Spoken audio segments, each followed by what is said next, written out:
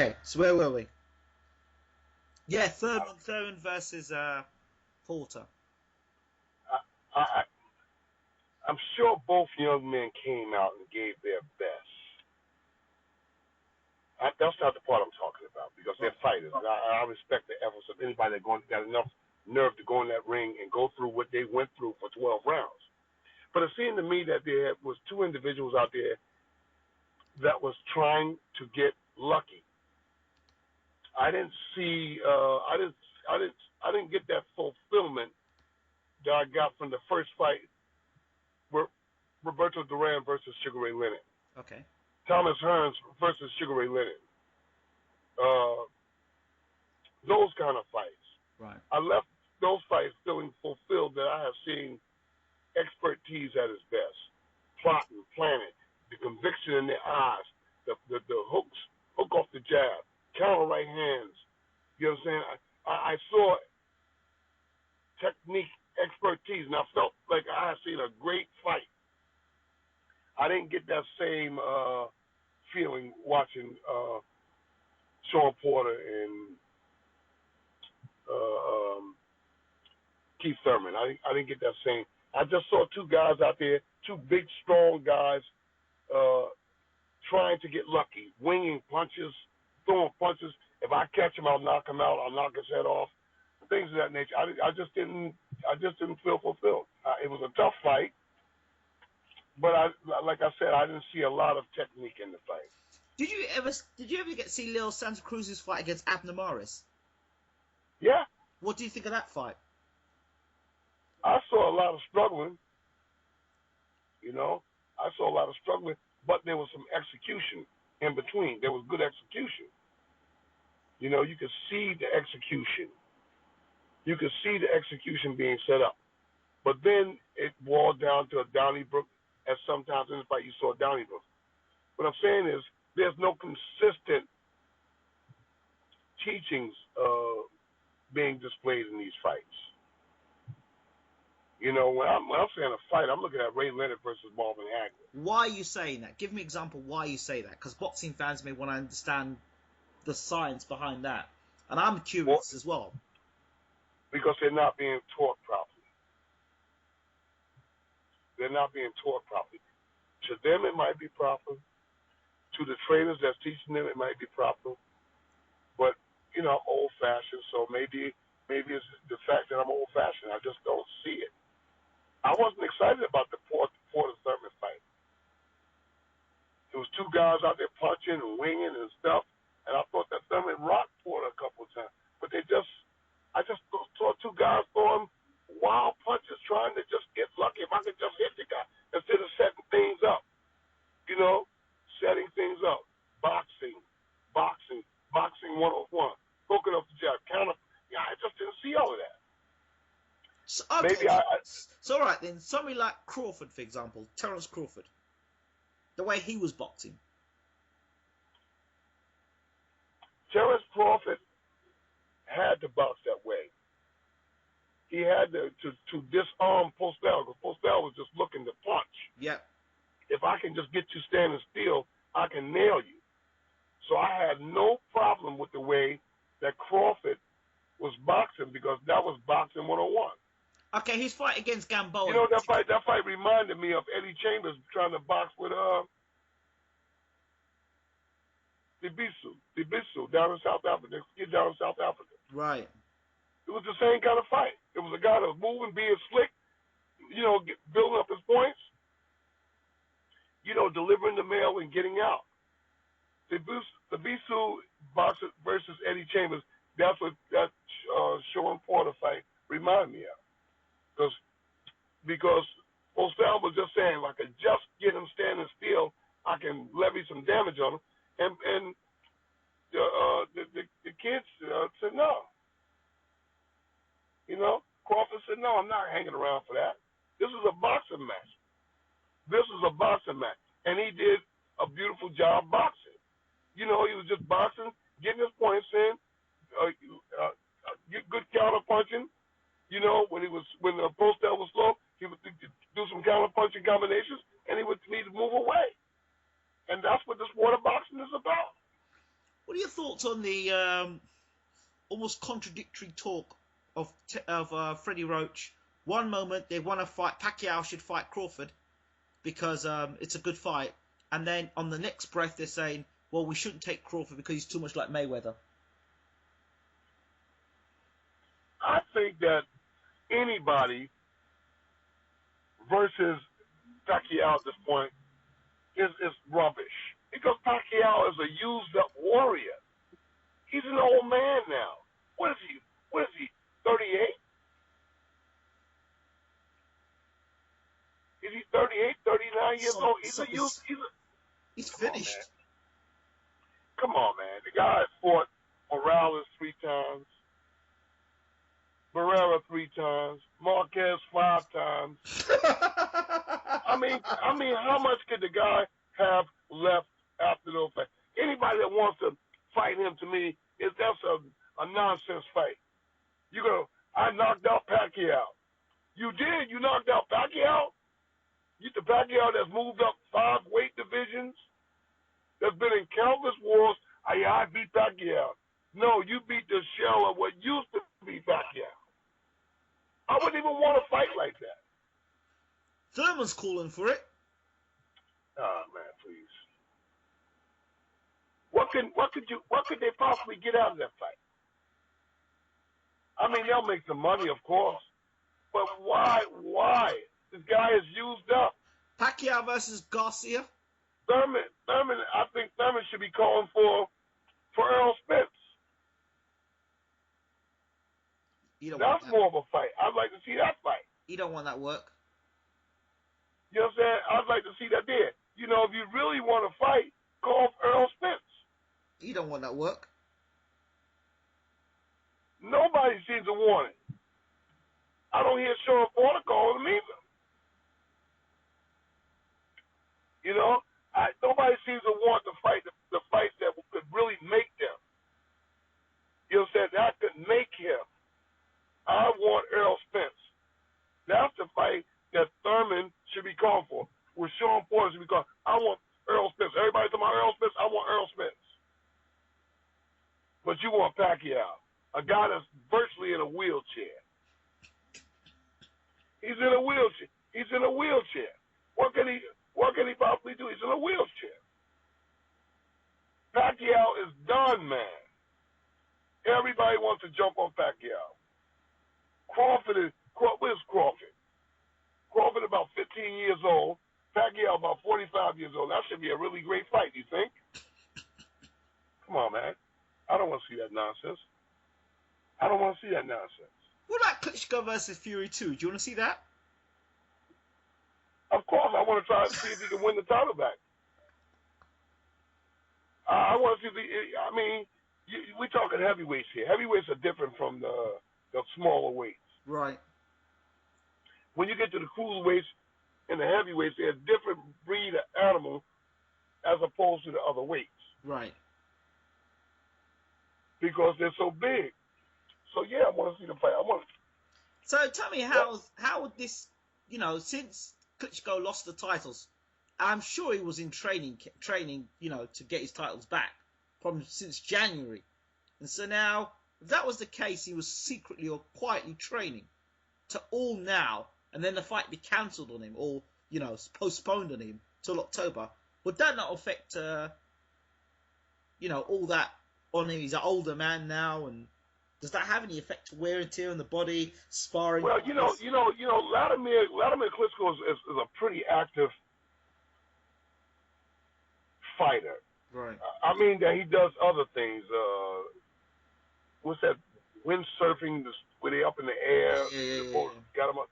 Windsurfing and other athletics. So he's pretty athletic. So I don't think that it will affect it that much. I don't think that it'll affect. Somebody compared this to when. I just think that the Tyson Fury we fought the first time wasn't the best that we're going to see. Okay. I think going forward, the Tyson Fury that we'll see the second time will be a far tougher fight, and I think that fight will definitely end in a knockout. people are comparing this fight to when Ali fought Sonny Liston the second time. When Ali pulled out and then fought Liston after that. No, that ain't gonna happen. No, it'll be. I think the second fight, the second fight with Klitschko and Fury. I think the second fight will be far better than the first fight. Far better. When I say far better, I mean far better. I think it'll be a far better fight. Whereas the Liston fight was a stinker, the second one. You know, I think that the second fight with Vladimir Klitschko and Tyson Fury will give all of the impact that the fans were looking for in the very first fight. Okay. What are your thoughts on a potential Bermane-Stiverne fight with Anthony Joshua? Same thing. Anthony Johnson's going to clip him and knock him out. I keep telling anybody that'll listen, if this guy has the mental resolve, meaning that if he can take a punch, if he can get up from being knocked down, if he can live with being cut for 5 or 6 rounds with blood in his eyes and swallowing blood, cut bad in the mouth. If Joshua has that kind of resolve where he can live through that and still win the fight, I'm telling you, he'll be the second coming of George Foreman. Remember, you heard it here first. I'm telling you. I know it. I know. I work with this guy, and he has a lot of good things, and people are overlooking it. People are overlooking his good qualities. He's got some really good qualities. One of them being that he can punch hard with both hands. It's not just his right hand. You got to watch that right hand. No, you got to watch that left uppercut and that left hook too. This is what Joshua possesses. He possesses this numbing, freakish power. So yeah, I think that Stiverne's going to get in a fight with Joshua, and Joshua's going to do the same thing to him that he's done to the guys before him. I think the test out there for Joshua is Ortiz. What about Joseph Parker? Joseph is going to give him some contest, but I think that Joshua's going to nullify that with his punching power. But Parker can punch himself. Yeah, Parker can punch. Yeah, Parker can punch, but does he want to risk getting that close? That's the thing. I've seen Parker go some rounds with some guys that perhaps that he shouldn't have gone those rounds with. I saw him go some rounds with some guys that Joshua would have matched, you know. In my mind, he would have matched him. My thinking, he would have matched him. But that's a fight I'd like to see. I'd like to see him fight a young Parker to find out where he's at. But I see Joshua winning those fights. I just see him winning the fight. Maybe I'm seeing something that everybody else can't see. What about Joshua versus the Haymaker? That's more complicated because this guy has gotten better over the years. He's a master at being slick and crafty and awkward. You know, he's got a lot of tricks, you know, up his sleeve. He's a very good trickster, and he can create problems if he lands punches. But at the same time, you know, Joshua lands punches. He nullifies everything. Do you think Lennox Lewis is correct by saying that Tyson Fury is the man in the heavyweight division to beat?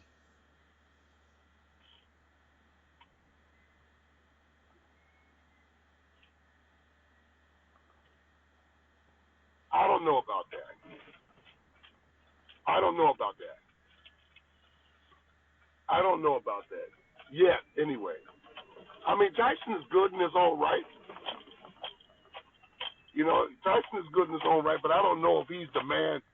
You know, you got to beat him to be the man. I don't think so. Well, if he beats Klitschko again, he's beaten universally recognised the best heavyweight in the world. Yeah. If he beats Klitschko again, then he'll be the man. but he has to beat Klitschko again. Isn't that something? He's a champion, but he has to beat Klitschko to really be the man to beat. He beats Vladimir Klitschko again, that's going to be guy. He just didn't do it in good fashion. You know? He just didn't do it in good fashion. That was an ugly fight from him and Vladimir. Both guys were ugly. The progress of Deontay Wilder, his last fight against Chris Arreola. I thought Deontay was a bit wild in that fight. But having said that, let me give him some respect. He had an injured bicep and an injured hand, so, I got to give him respect and room for that, He was going through a lot of stuff, a lot of pain, I'm sure, in there. So, having said that there, you got to give him respect for that there. So, yeah, overall he did good. He's a little wild, but maybe the injury caused him to be wild. I thought I was more impressed with his fight with the Frenchman. That's the fight I was more impressed with. I was very impressed with that fight. Deontay showed poise. He showed purpose, desire. He showed his ability to deal with adversity because he had a swollen eyes, I believe, in that fight. He had a guy hitting him with a really good jab. That guy, the French guy, had a really good jab. And that's the fight I was really impressed with Deontay. So, yeah, Deontay is improving. And the Povetkin fight, should it happen? That's a iffy fight. But I think it's a fight that young Deontay needs. He needs that fight. He needs to go out there and impose his will on Povetkin. Mash him out and say, I'm here. And then let's make the Joshua fight. The Joshua fight, not the Fury fight? If Fury were to beat Klitschko, would you take the Fury fight? I think either or is a big fight. I think either or is a tremendously huge fight. The Fury fight would be good, but I think any fight that happens from that point on between the three of them is a huge fight. Fury versus Joshua today, who wins? Fury versus Joshua today? Yeah. I think that Fury has the experience. And what does... But if Fury fights Joshua the way he fought Vladimir Klitschko in that first fight, Joshua wins the fight. Experience. When you talk about experience, how does that help in a big fight?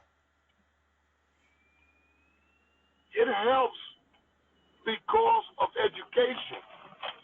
How to deal with certain problems that may arise in a fight. Certain problems that might arise in the fight. So that experience helps. It helps when things get tough out there, because the instincts say, I've been here before and I know how to deal with this. And for a guy that's never been there, experiencing it for the first time may have some problems that a guy that has been there before may not have. Right. Okay, fair enough. So, what else is happening with James Bashir at the moment? My focus is on young Usyk. That's my focus. That's it at the moment. That's my focus. That's my love. That's my focus. I love this kid, This is my son, That's how I feel about it. Right, of course. I really feel strongly about that, So I'm the father. I've got to separate my emotion of being a father and then put my concentration on being the trainer, the teacher. I know we got a tough task ahead of us with Glavatsky. We've got a really, really tough task ahead of us. But we're both up to the task. Usyk makes me up to the task. Is there anything you've seen with him so far in terms of now preparing for this fight that makes you feel more confident, or you've seen anything differently, or you've seen more of the training you've done over the years coming together? No, I don't think that myself or Usyk feels any different today than we did when the fight was made. Leading up to the fight, all the fights leading up to the fight, we've been fighting in preparation for the World Championship. Right. Every fight, I've always kept them focused on the fact that we're going towards the title. So every effort has been in preparation to So he fights the world title fights in September, correct? September 17th in Poland. But Glowacki wanting to fight in Poland, it tells me something about his character. His character is telling me that he wants to get all the help that he can. He wants to get all of the help that he can. That's why the fight is taking place in Poland. Okay. So You know? guys, you might need to stop Glowacki.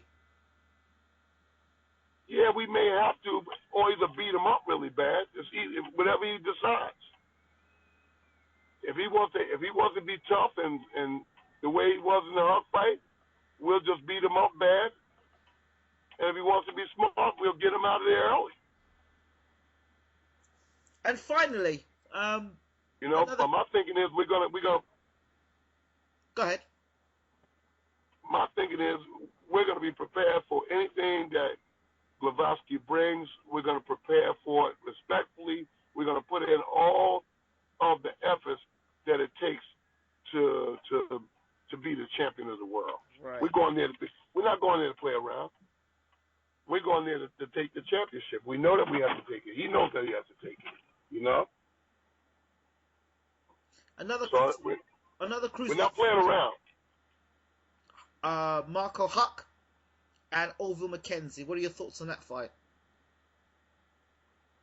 Huck will beat him. Easy? I don't know easy, but he'll beat him. Huck will beat him. Huck has, like I said, more poise, more ring generalship. You know, it depends on what he has left after the Glowacki fight. Right. But my thinking is that Huck will beat McKenzie. Okay. I thought McKenzie won that. I thought McKenzie won the championship. I thought he won the championship when they gave the title to the guy. When they gave it the last time. What was the guy? Where was he at? I saw him fight Argentina, was it? somewhere. Was it Argentina? Argentina or somewhere like that? Argentina. Yes. And he went and gave the title away over in Russia. That's what he did. He just showed up. It was just an appointment to give a title to somebody. You know? It was just an appointment to give the title to somebody. He didn't, in my mind, put all of his marbles on the table. Right. So I think that Huck will outsmart him and win the fight. Might even stop him, you know? Okay. Because Huck is a good, strong guy. It depends on after the Glowacki fight what he has left. Absolutely. You know? And, Huck was winning that fight. Huck was winning the Glowacki fight. But I could see him getting knocked out. I kept saying to everybody, he keeps pulling his chin straight back from punches, and that guy's eventually going to clip him. And he clipped him. Nobody knew what he went through to make weight for that fight. I heard that he was having some problems. Right. I heard that he really struggled, that he really busted behind to get down to the weight. And that was part of what got him in trouble in the ring. That he was just exhausted, you know. Right. He was just exhausted. He was very vulnerable to those punches. And they said even after the knockout that he wasn't really hurt. He was just exhausted.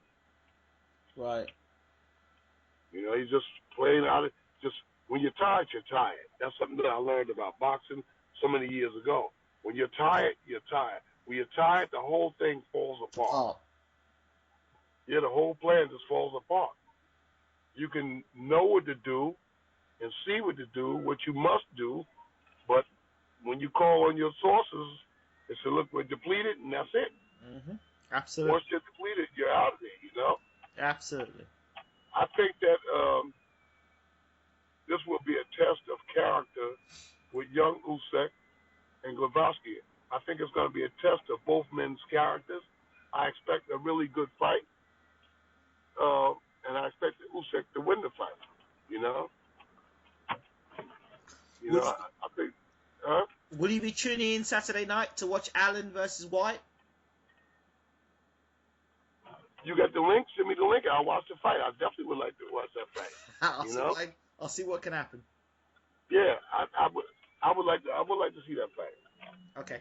I would like to see that fight. What do you think? What do I think? I think it's gonna be a Yeah, great what do you fight. think? I think it's gonna be a good fight. I think Dillian White needs to be careful that he doesn't underestimate David Allen. Dillian White is easy to hit. I think he's got this new trainer now, but I don't know if Dillian White can hold it together mentally not to go and brawl. And if he brawls, then he'll be the same fighter he used to be. I don't know if he's been around this new guy long enough. You know, can you teach an old dog new tricks? I'm not saying that Dillian White's an old dog, but what I'm saying is mentally, can he hold it together when punches are flying his way? And how good is Dillian White when punches fly his way? He's a very emotional guy. This is You my know, point. This is my point. and sometimes that can make a fighter be his own worst enemy. Exactly. And you know, as for Dave Allen, you know, you know, for him, if he can take Dillian's best punch, is able to absorb that and get to work. I think he's got faster hands than Dillian and got better work rate than Dillian. I definitely think that Dave's hands are faster than Dillian. That's a plus for him. And work rate as well. You think that Dillian would be ready for this fight, though? You think so? He's had enough time to prepare for it. What he's had about 6 weeks to prepare, right? I think he had more than that. I think maybe, quite possibly. So, you know, they knew they were going to fight Dave Allen before Dave Allen knew he was going to fight them. So, There's something else Saturday night. It's another fight Saturday night, right? Leo Santa Cruz, Carl Frampton. What do you think there? Santa Cruz outworks Frampton. Don't think Frampton's got a good. His work rate's good enough.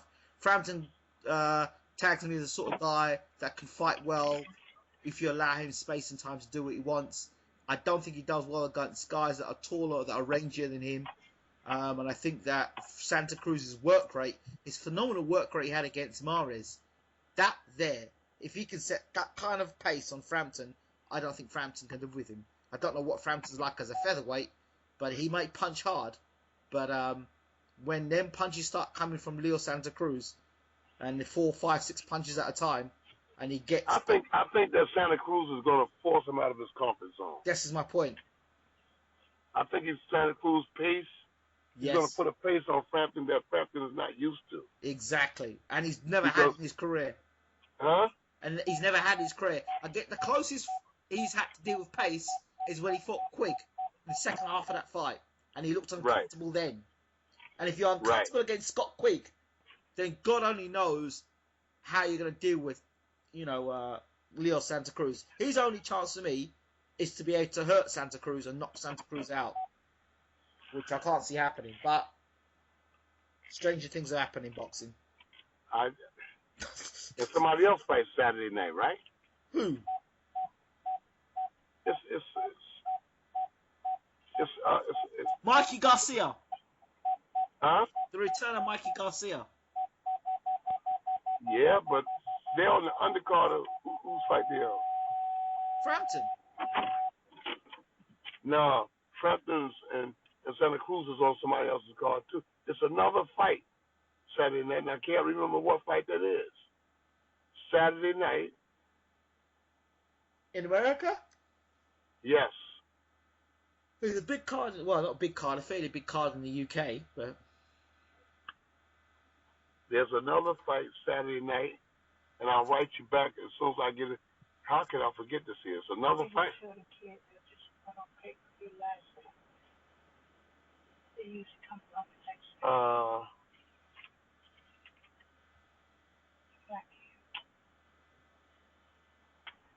No, it's another fight coming on Saturday night.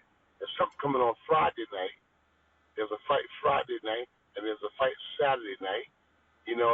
Every first of the month here, there are fights on Showtime and HBO. And I can't think Santa Cruz is on this card, but somebody else is fighting, and I can't think some big guys are fighting. Some big guys are fighting. Not Luis Ortiz and Ustinov.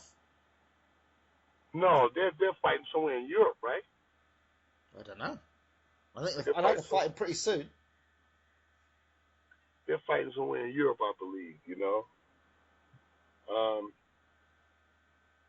can't think who this is, but I'm gonna write you. I'm gonna write you.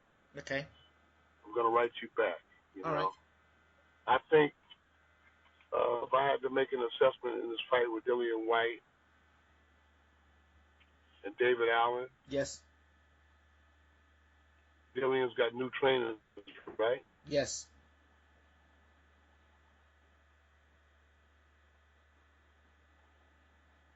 Has he worked with these people before? He's worked with him before. He had the first fight with him. Or he fought Baccarin, and that went 6 or 7 rounds. The cruiserweight Baccarin doesn't do well against with guys who move. He doesn't do well with movement. Dillian White. That's what I've noticed. Not that I think Dave Allen's going to do a lot of movement. Has Dillian got his weight down? I think he's Davis up weight? He's got his weight down. Yeah, he's got his weight. He had his weight down. I don't know if he's still got it down. He looks slimmer. And was the operation successful? So it would seem. With the fight that he last fought. Well, so it would seem. I don't know. I mean, on paper, Dillian should beat him. But, I mean, Dillian hasn't fought the who's who of boxing either. That's my point. You know, I mean, he's fought the Joshua fight. That's it. So, I mean, this is an even Stevens fight. That's it. I'm anxious to see how it turns out. But I like the British fighter. I'll say that right now. I like the British fighter. I think that they're going to move to the forefront of boxing because these guys are willing to take more chances. I know you're saying that. Yeah, I think the Eastern Europeans might beat them to it, though. They might move to the front of boxing, but the Eastern Europeans are going to dominate boxing. And what about the WBC cruiserweight champ versus the heavyweight? Who? Hay versus Bellew? Yeah. I think it's going to happen. I think David Hay's going to fight. He's going to skip the fight against Briggs, I understand, and he's going to challenge for the WBA title. He's going to skip the fight against Shannon? Yes. That's what I'm hearing. That's what I'm hearing. He's going to try and challenge for the WBA title against Fraser Quendo. Kendo is the number 1 contender? Yes, I believe so. So they didn't give the belt back to Shagayev, and they took the title off Shagayev. They took the title back from Shagayev after they took it from the Australian guy. Yeah. Why? Because Shagayev was on drugs? I don't know why. So now it's going to be David Haye versus Fraser Kendo. That's what I'm hearing. I don't know how true that is yet.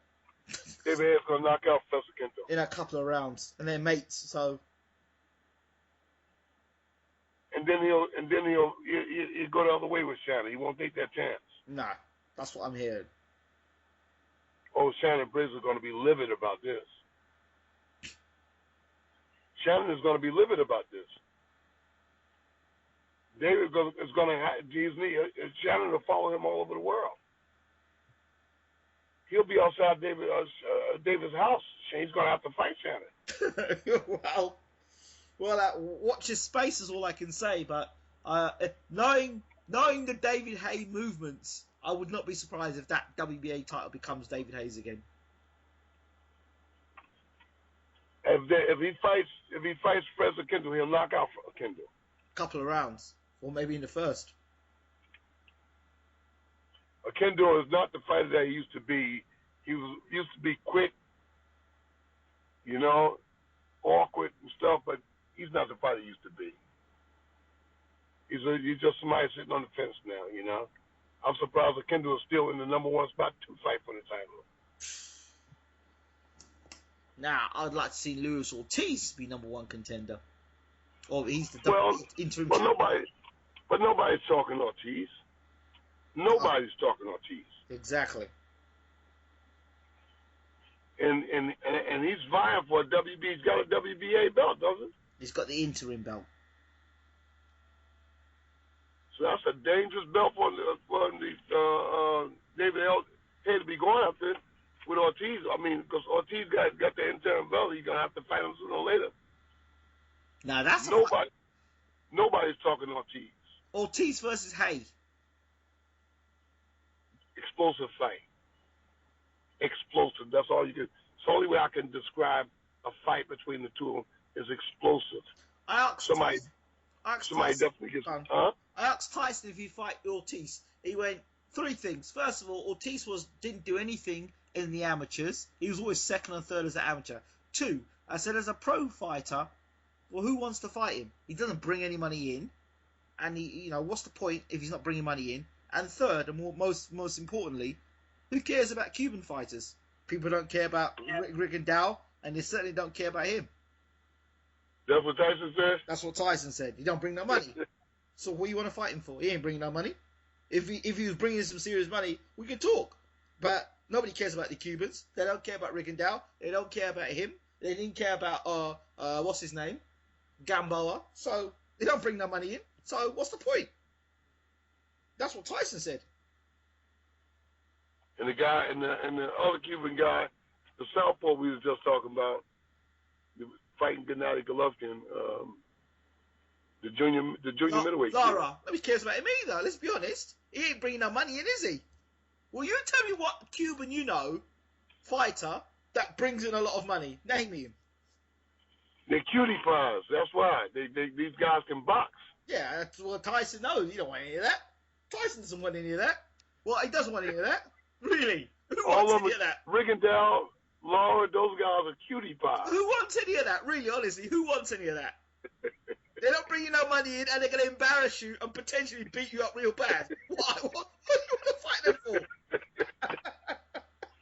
Yeah, that's right. That's why Gennady Golovkin said, man, get out of here. Ain't nobody boxing you. Get out of here. Lawrence, I want to fight. He said, well, you keep on wanting. You keep on wanting. And Rigondeaux the same way. You're right. Rigondeaux goes out there and beats everybody up. And you can't lay a glove on him. Move it all around the ring, all between your legs. Like you know what I'm saying? You looking for him, he all up in your jock strap and on your armpits, and then you can't hit him. He fought over in the UK the other day. You know that, don't you? He fought in the UK. Yeah, I know. And he broke the guy's jaw. Yeah, he broke his jaw. And he said, who's next? Frampton or Quick? Frampton moved up to featherweight. Yeah. Frampton must have thought, you know what? Well, I can fight Rigondeaux for peanuts, or I can move up and fight Santa Cruz. And you know what? I'll go fight Santa Cruz. Right. Yeah, you're right. Lara and Rigondeaux, they're some real cutie pies, southpaws. Yeah, exactly. Ugly fighting jokers. I mean, you be trying your best, and you can't even hit them on the side of the head. They all over the place, and they doing a paint job on you in the meantime. Exactly. Well, you look at all the recent. You look at Mike Perez, Ortiz, Rigondeaux, Lara. You know what? When you look at it for what it is, yeah. Mikey Perez, Rigondeaux, Lara, Ortiz, they're all southpaws. Gamboa, everybody's southpaw. Remember Guzman? Yeah, Guzman. So what is that? They don't turn those guys around in Cuba. All of them are southpaws. Mm-hmm. I work with Mikey Perez. I trained him for the Walker fight. He fought Walker over in Germany. I trained him for that fight. And Mikey Perez is a big puncher southpaw. But Povetkin knocked him out, and he hasn't been the same. He's been quiet since that fight. So has your friend, Charles Martin. Oh, Charles Martin. Charles Martin just disappeared from the landscape. I think maybe he's gone to the moon, I think. Yeah, I mean, he's totally disappeared. It's like, you know what? Take the money and get the hell out of here. Take the money And then let's not see your face again. Get lost. If Charles Martin, in my mind, didn't seem to have a clue. I mean, maybe he did have a clue, but in the fight, he looked like he didn't have a clue. He didn't want to have a clue. Maybe. He got knocked down with a clean right hand after a lazy jab or whatever it is that he threw, and then stood up and got hit with the same exact punch again. Well, wouldn't you for over 3.5 million? Or 4 million? Or 5 million? So you think he's spending the money, and that's it. Well, we haven't seen him since, have you? And Dominique. Brazil. Yeah, Dominique, that's it. Well, Dominic did well. Brazil did well. Yeah, he did well. If you talk about taking a lot of punches, because he didn't do no boxing. I mean, if he did well taking a good ass whooping. Yeah. That's all. That's what he did. He showed that he can take a good ass whooping. That's about right. You know, I can take a good ass whooping. All right, this is what I do. Take a good ass whipping. Yeah, because I mean, he talked good though. I saw. He talked well though. Yeah, okay, he talked. But at the end of the day, you can't go to the bank talking. You can't go to the bank talking about, I can talk good. How much can I make a loan because I talk good? No, I think that Dominic Brazil is a tough guy, but being that he's an ex-football player, he needs to be taught. He needs a trainer. Not putting the guy down that's training him, but that guy can't train him. It was terrible. The coach was awful. The pad work. You see the pad work? I saw it. I told you it was terrible. I mean, the guy was like 5'2", and Dominic Brazil was like 6'7" or 6'8". Yeah, and he was punching down. Exactly. I'm thinking, well, who's he fighting? He's fighting Mighty Mouse. He's fighting Mighty Mouse. You're being trained to box Mighty Mouse. That's who you're gonna fight. No, that kid's father might have been a good trainer, but you can't pass down boxing, like a pair of shoes. I see all these guys, even Brendan Ingle. Yes. Brendan Ingle's son is not a trainer. This guy's not a trainer. And he's over there training fighters at the gym like he knows what he's doing. And he doesn't. He doesn't know what he's doing. Brendan Ingle was a trainer. I think he still remains the best trainer in the UK, bar none. Right. Because he produced world champions, British champions, Commonwealth champions, European champions. Everybody was a champion he put his hand on, more or less, at some level. Right.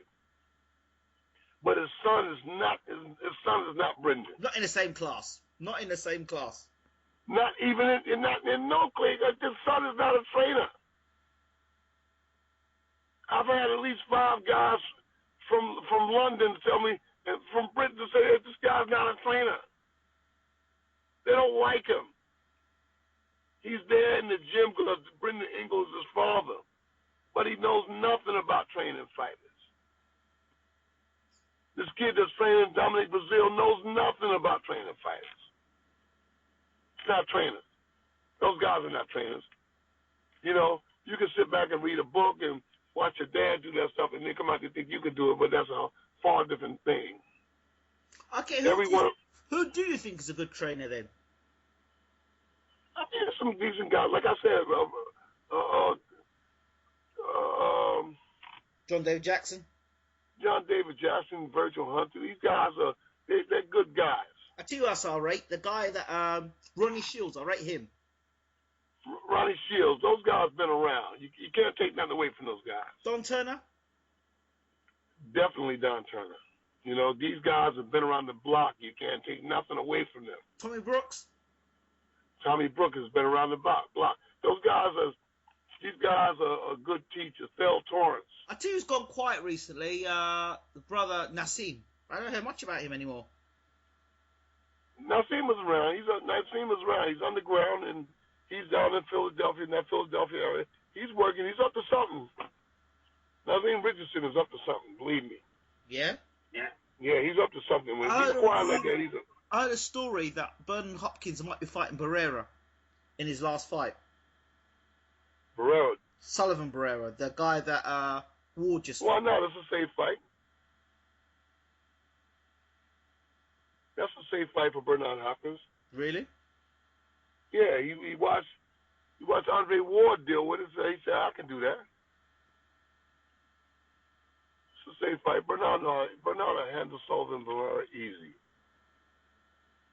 He's an alien. He'll handle him easy. Even at 50 years old. Even at 50 years old, he's still smart. I tell you what, he's so smart, he didn't want any part of Andre Ward. He said, you know what? I'll fight anybody in the world, but I ain't fighting you. I'm never going to fight you. Yeah, that's why he's so good, because he's smart enough to be good. He don't want nothing to do with no Andre Ward. And that's Hopkins saying that. I wouldn't fight no young phenom either. I wouldn't fight, if I was Bernard Hopkins, I wouldn't mess with no Andre Ward. Andre Ward would make Bernard look really bad. Because there's stuff that because the style that Bernard Hopkins had, Andre Ward would gate crash that. You know? So that's why, and he can make more money with Andre Ward. He can make more money, but he's a smart guy. He's a smart guy. He doesn't want to get in a situation where he's going to be embarrassed. You know, I just want to win, but I don't want to be embarrassed. Bernard Hopkins is a businessman, one of the smartest boxing businessmen I've ever known. You know?